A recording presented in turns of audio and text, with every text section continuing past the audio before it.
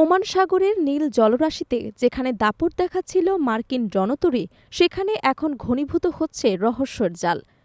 ইরানি drone এবং missile হামলার আতঙ্কে হঠাৎই কৌশলগত অবস্থান পরিবর্তন করল ট্রাম্পের পাঠানো দুর্ধর্ষ রণতরী ইউএসএস আব্রাহাম লিঙ্কন। এটিকে কেবলই পিছু হটা, নাকি বড় কোনো হামলার আগে রহস্যময় নীরবতা? ঠিক এমন সময় ইরান, চীন এবং রাশিয়া মিলিতভাবে চুক্তি করে আমেরিকার বিপক্ষে দাঁড়িয়েছে। মধ্যপ্রাচ্যের ক্ষমতার এই নতুন ভারসাম্য বিশ্বকে কি কোনো মহাপ্রলয়ের দিকে নিয়ে যাচ্ছে? মার্কিন প্রেসিডেন্ট ডোনাল্ড ট্রাম্পের নির্দেশে গত সপ্তাহে ওমান সাগরে প্রবেশ করে আধুনিক অস্ত্রে সজ্জিত মার্কিন বিমানবাহী রণতরী ইউএসএস আব্রাহাম লিঙ্কন। ইরানের সম্ভাব্য মার্কিন হামলার আশঙ্কায় যখন উত্তেজনা চরমে, ঠিক তখনই আল জাজিরার এক প্রতিবেদনে দাবি করা হয়েছে যে নৌবহরটি তার পূর্বের অবস্থান থেকে সরে গেছে।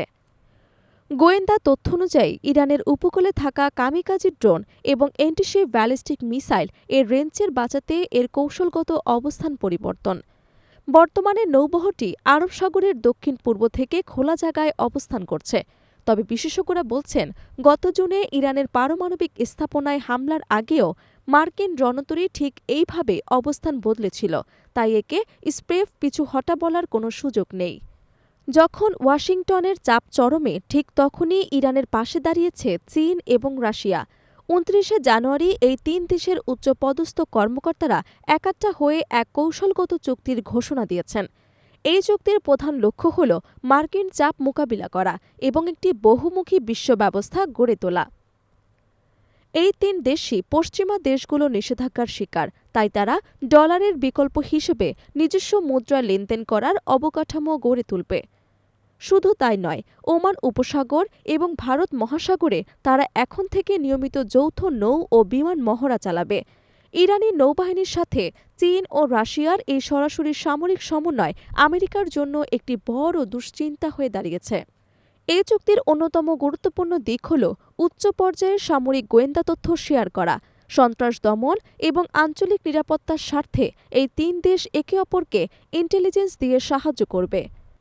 যদিও একে এখনও পূর্ণাঙ্গ সামরিক জোট বলা হচ্ছে না, তবুও যৌথ মহড়া এবং সামরিক সমন্বয়ের মাধ্যমে তারা আমেরিকার চ্যালেঞ্জগুলোকে কড়া জবাব দিতে প্রস্তুত।